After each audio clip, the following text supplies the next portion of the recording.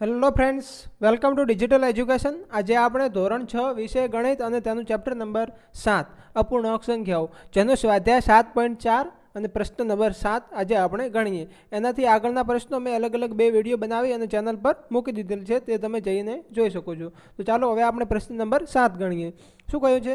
જવાબ મેળવો અને ઉકેલની રીત પણ દર્શાવો. નીચે આપણને અલગ અલગ 4 પ્રશ્નો આપેલા છે, એમાંથી આપણે દરેકના જવાબ મેળવીશું, ત્યારબાદ એ કેવી રીતે જવાબ લાવ્યા એ પણ સમજીશું. તો જોઈએ પહેલા નંબરનો. એ નંબરનો શું કહ્યું છે? શું 5/9 અને 4/5 સરખા છે કે નહીં? જો એના માટે આપણે શું કરવું પડશે? તો કે આ બંને અપૂર્ણાંકોને સરખાવવા પડશે. એના માટે આપણે શું કરીશું સરખાવવા માટે? તો તમને ડાયરેક્ટલી કદાચ નહીં આવડે કે અહીંયા છેદ સરખા નથી, એટલા માટે તમે ડાયરેક્ટ કહી નહીં શકો કે સરખા છે કે નહીં. પરંતુ આપણે જો છેદ સરખા કરીએ તો તમને જલ્દી ખબર પડશે. તો જોઈએ છેદ સરખા કેવી રીતે થશે. તો કે 5/9 અને બીજો અપૂર્ણાંક કયો છે? 4/5. હવે આનું શું કરીએ? છેદ સરખા કરવા માટે આપણે બંને સંખ્યાનું છેદમાં રહેલી બંને સંખ્યાનું શું કરીએ? લસા લઈએ. લસા કેટલો થશે? 9×5 = 45. તો આપણે શું કરીશું? 45 કરવા માટે 9ને કેટલા વડે ગુણીશું એટલે 45 થશે? તો કે 5 વડે. તો જો છેદમાં 5 વડે ગુણીએ તો અંશમાં પણ 5 વડે ગુણવા પડશે. તો આપણે અંશમાં પણ 5 વડે ગુણ્યા. ત્યારબાદ અહીંયા પણ 45 કરવા માટે શું કરીશું? તો કે 5ને 9 વડે ગુણીશું એટલે 9×5 = 45. ત્યારબાદ ઉપર પણ 9 વડે ગુણીશું. તો હવે આપણને કઈ સંખ્યા મળી? 5 × 5 કેટલા થશે? 25 ભાગ્યા 9×5 = 45 અને 9 ચોક 36 ભાગ્યા 9×5 = 45. શું તમને આ સંખ્યા સરખી દેખાય છે? તો કે ના, સરખી ના હોય તો બરાબર કરી અને આવી રીતે ઊભું લીટું દોરવાનું, એટલે કે નોટ ઇક્વલ કહેવાય એને ઇંગ્લિશમાં. તો આપ તમારે જવાબમાં લખવાનું કે ના, બંને અપૂર્ણાંકો એક સરખા નથી. ઓકે. ત્યારબાદ નેક્સ્ટ બી નંબરમાં શું કહ્યું છે? શું 9/16 અને 5/9 સરખા છે કે નહીં? તો અહીંયા પણ આપણે શું કરીશું? તો કે લસા લઈશું. તો જોઈએ 9/16 અને બીજો અપૂર્ણાંક કયો છે? 5/9. તો આનો લસા લેવા માટે શું કરીશું? તો કે 16 × 9 કેટલા થશે? 144. તમે પહેલી રીતે પણ લસા લઈ અને ગણી શકો છો. ધારો કે આપણે અહીંયા 9 અને 16 આવી રીતે તમે લસા લો તો પણ ચાલે. ત્યારબાદ હવે જોઈએ આપણે છેદમાં અહીંયા કેટલા કરવાના છે? 144. તો 16ને કેટલા વડે ગુણીશું? તો કે 9 વડે. તો અંશમાં પણ 9 વડે ગુણીશું? તો કે હા. ત્યારબાદ અહીંયા 144 કરવા માટે 16 વડે ગુણીશું, તો અંશમાં પણ 16 વડે ગુણીશું. ઓકે. તો હવે જોઈએ નવો અપૂર્ણાંક કયો બન્યો? 9 × 9 કેટલા થશે? 81 ભાગ્યા 16 × 9 = 144 અને આ અપૂર્ણાંક 16 × 5. 16 × 5 કેટલા થશે? તો કે 80 અને ભાગાકારમાં 144. ઓકે. શું તમને આ 81/44 અને 80/44 સરખા દેખાય? તો કે ના, કેમ કે એક જગ્યાએ 81 છે અને એક જગ્યાએ કેટલા છે? 80. તો અહીંયા પણ આપણે કરીશું નોટ ઇક્વલ ટુ, અને આને આપણે જવાબમાં લખીશું કે ના, આ બંને અપૂર્ણાંકો સરખા નથી. ઓકે. હવે આપણે નંબર સી ગણીશું, જેની અંદર શું કહ્યું છે? શું 4/5 અને 16/20 સરખા છે કે નહીં? તો જોઈએ આપણે અહીંયા છેદમાં કેટલા છે? 5 અને બીજા અપૂર્ણાંકમાં કેટલા છે? 20. તો આપણે જોઈએ 5 અને 20. જો અહીંયા સંખ્યામાં કેટલા છે? 20. જો બંને છેદમાં કોઈ બી એક સંખ્યા, છેદમાં રહેલી કોઈ બી એક સંખ્યા એ બીજી સંખ્યાના ગુણાકારમાં આવતી હોય તો એ આપણે એને ડાયરેક્ટલી છેદમાં લખી શકીએ. એટલે કે 16/20 એને એમને એમ રાખીશું. જ્યારે 4/5ને શું કરીશું? 5 × 4 મૂકીશું અને અંશમાં પણ 4 મૂકીશું. એટલે શું થશે? અહીંયા છેદમાં 20 થઈ જશે. ઓકે. તો જુઓ આપણે કરીએ 4/5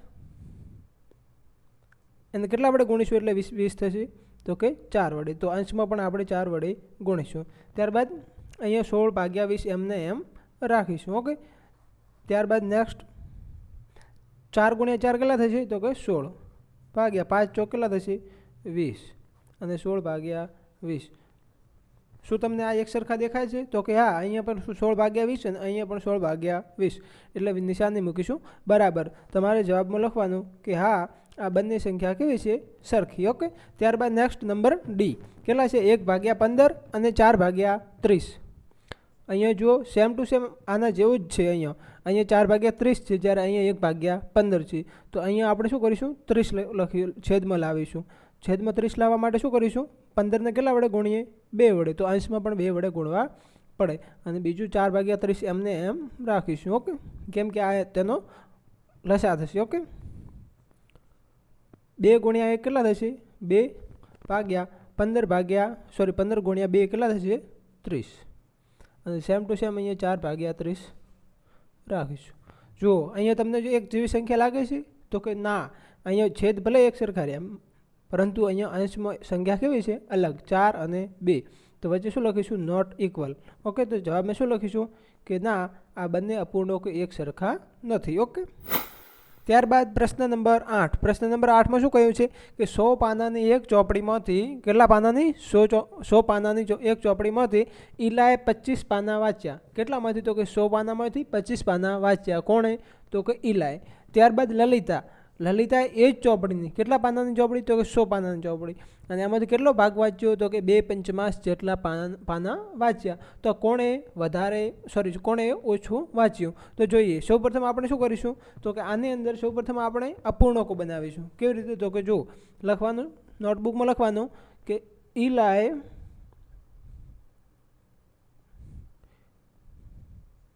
ઈલાએ વાંચેલ પાના.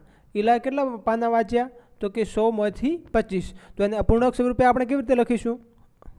તો સમજો, અપૂર્ણાંક સ્વરૂપે આવી રીતે લખવાનું કે ટોટલ પાના કેટલા છે? 100, અને એમાંથી વાંચેલ પાના કેટલા? તો કે 25.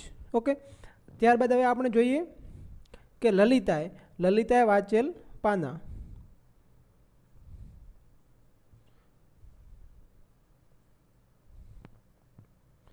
તો લલિતાએ કેટલા વાંચ્યા? તો કે 2/5. તો 2/5 આપણે એ લખીશું. જો હવે આ શું થયું? તો કે બંને અપૂર્ણાંકો બન્યા. ઈલાએ વાંચેલ પાનાનો અપૂર્ણાંક 25/100 અને લલિતાએ વાંચેલ પાનાનો અપૂર્ણાંક કયો થયો? 2/5. હવે આપણને બંને અપૂર્ણાંકો મળી ગયા. તો તમને એ તો શોધતા આવડે ને કે આમાંથી બંનેમાંથી મોટું કયું? તો સૌપ્રથમ આપણે શું કરીશું? જો અહીંયા છેદમાં 100 છે અને અહીંયા 5 છે, તો આપણે લસા લઈએ. લસા 5 અને 100નો કેટલો થશે? તો કે 100 થશે. તો જુઓ અહીંયા આપણે છેદમાં 100 કરવા માટે શું કરીશું? 2 5 ગુણ્યા 20 એટલે કેટલા થશે? 100. તો અંશમાં પણ આપણે 20 મૂકીશું. તો આપણને નવો અપૂર્ણાંક કયો મળશે? 2 દુ 4 અને 1 0 એટલે કે 40 અને 100. જો તમને આ ડાયરેક્ટ ના મૂકવું હોય, લસા ના લેવો, તો તમને ડાયરેક્ટલી ખબર છે કે અહીંયા જે લલિતાએ વાંચેલ પાનો છે એ પણ કેટલા છે? ટોટલ 100. તો આપણે અહીંયા છેદમાં 100 લાવવા માટે 5ને કેટલા વડે ગુણીશું? તો કે 20 વડે. ઓકે, તો ઉપર પણ 20 વડે ગુણવા પડે, જેથી 40 જવાબમાં આવે. 40/100. તો હવે તમે જુઓ, એક અપૂર્ણાંક થયો 25/100, જ્યારે બીજો અપૂર્ણાંક થયો 40/100. તો તમે જુઓ બંનેમાંથી મોટો કયો? તો કે આ મોટો. આ અપૂર્ણાંક કોનો છે? તો કે લલિતાએ. તો લલિતાએ કેવું વાંચ્યું હશે? વધારે. જ્યારે ઓછું કોણે વાંચ્યું? તો કે ઈલાએ. ઓકે, તો તમારે જવાબમાં લખવાનું કે બંનેમાંથી ઈલાએ ઓછું વાંચ્યો હશે. ઓકે, હવે આપણે પ્રશ્ન નંબર 9 ગણીશું, જેની અંદર શું કહ્યું છે કે રફીકે 1 કલાકના 3/6 ભાગમાં કસરત પૂર્ણ કરી, જ્યારે રોહિતે 1 કલાકના 3/4 ભાગમાં કસરત પૂર્ણ કરી. તો કોણે લાંબા સમય સુધી કસરત કરી? જો અહીંયા પહેલું નામ શું છે? રફીકે. એનો સમય કેટલો? 3/6. જ્યારે બીજું નામ કયું છે? રોહિત, અને એનો સમય કેટલો છે? તો કે 3/4. તો આપણે શું જોવાનું? કોઈ બી પ્રશ્ન પૂછ્યો હોય તો એમાં સૌપ્રથમ અપૂર્ણાંક જોવાના. તો જુઓ, સૌપ્રથમ આપણે લખીએ રફીક દ્વારા કરવામાં આવેલી કસરત. ઓકે, એવું લખીને પછી લખવાનું અપૂર્ણાંક 3/6, અને પેલી બાજુ કોણ છે? તો કે રોહિત. એનો અપૂર્ણાંક કેટલો છે? તો કે 3/4. તમારે લખવાનું કે રફીક દ્વારા કરવામાં આવતી કસરત તો 3/6, અને રોહિત દ્વારા કરવામાં આવતી કસરત 3/4. કોના? પણ 1 કલાકના. ઓકે, તો હવે આપણે જોઈએ કે આ બંને અપૂર્ણાંકો આપણને મળી ગયા. તમને આગળ બી જોયું હશે કે આપણે બંને અપૂર્ણાંક મળે તો એને શું કરીશું? આપણે સરખાવીશું. કેવી રીતે? 3/6 છે અને 3/4. અહીંયા શું છે? બંને અંશ સરખા છે. ઓકે, તો તમને ખબર પડે, જો અંશ સરખા હોય તો છેદમાં રહેલી સંખ્યામાં જે સંખ્યા મોટી હોય એ સંખ્યા કેવી કહીશું? આપણે નાની કહીશું. એટલે કે આ સંખ્યા કેવી થઈ છે? નાની. જ્યારે આ કેવી થશે?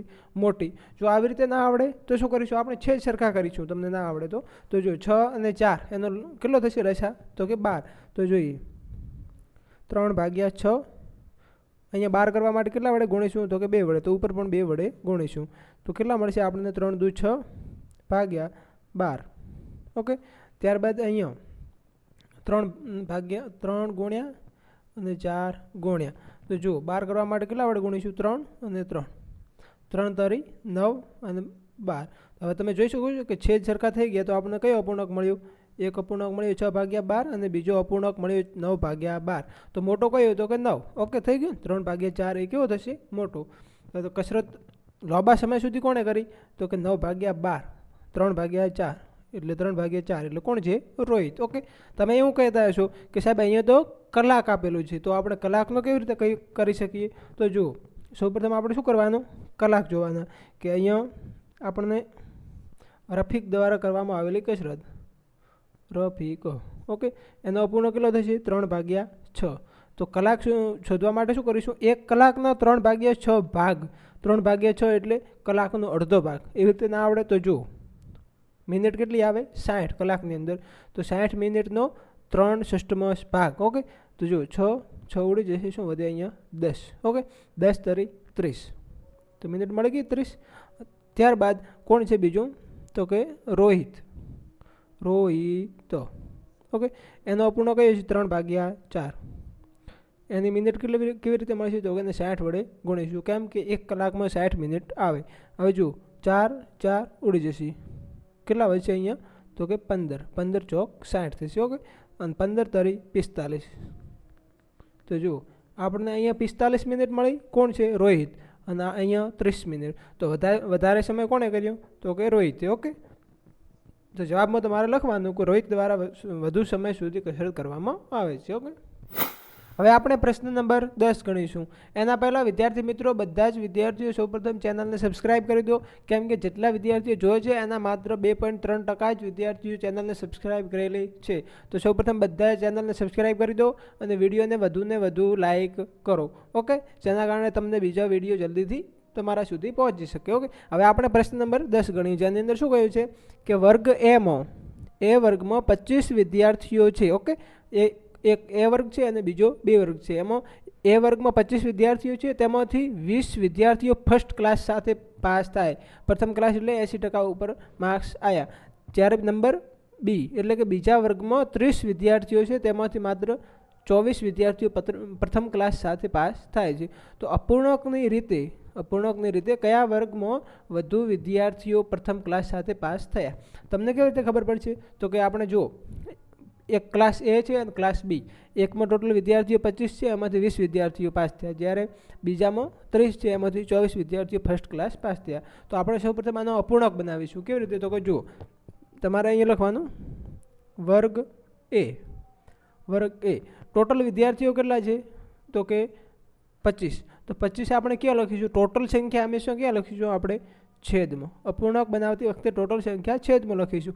તેમાંથી ફર્સ્ટ ક્લાસ રીતે પાસ થયેલા વિદ્યાર્થીઓ કેટલા? તો કે 20. ઓકે, ત્યારબાદ વર્ગ B. એની અંદર ટોટલ વિદ્યાર્થીઓ કેટલા છે? તો કે 30. અને ફર્સ્ટ ક્લાસ સાથે 24 વિદ્યાર્થીઓ પાસ થયા. ઓકે, તો હવે જુઓ, તમને બંને અપૂર્ણાંકો દેખવા મળે છે, પરંતુ તમે એ જુઓ કે અહીંયા તમને છેદ સરખા નથી, એટલે તમને ડાયરેક્ટલી ખબર પડતા નથી. તો આના માટે શું કરીશું? આપણે આનું લસા લઈએ અને છેદ સરખા કરીએ. એના કરતાં એ કરીએ કે આપણે આનું અતિ સંક્ષિપ્ત સ્વરૂપ આપી દઈએ. એટલે કે જે અંશ અને છેદમાં ગુણાકાર દ્વારા જે સંખ્યા ઉડતી હોય એ આપણે ઉડાડી દઈએ. કેવી રીતે? તો કે જો 20ને આપણે કેવી રીતે લખીશું? તો કે લખીશું 5 ગુણ્યા 4, 5 ચોક 20. અને 25ને તો કે 5 ગુણ્યા 5. તો 5 ઉડી જશે. તો આપણને છેદ હવે નવો અપૂર્ણાંક કયો મળશે? 4/5. 4/5 એ 20/25નું શું થશે? અતિ સંક્ષિપ્ત રૂપ. ત્યારબાદ વર્ગ B. એમાં કેટલા છે? 24/30. તો અહીંયા આપણે લખીએ 6 ગુણ્યા 4, 6 ચોક 24. અને અહીંયા 6 ગુણ્યા 5, 6 પંચા કેટલા થશે? 30. તો 6 અહીંયા પણ ઉડી જશે. એટલા માટે આપણને અહીંયા નવો અપૂર્ણાંકમાં કેટલો મળશે? 4/5. 4/5 આ નવો અપૂર્ણાંક. તો હવે તમે જુઓ, અહીંયા પણ 4/5 અને અહીંયા પણ 4/5. તો આ બંને અપૂર્ણાંકો કેવા છે? એક સરખા છે. ઓકે, બંને અપૂર્ણાંકો એક સરખા હોવાથી તમે એ કહી શકો કે બંને વર્ગમાં એક સરખા વિદ્યાર્થીઓ એ ફર્સ્ટ ક્લાસ સાથે પાસ થયા છે. ઓકે વિદ્યાર્થી મિત્રો.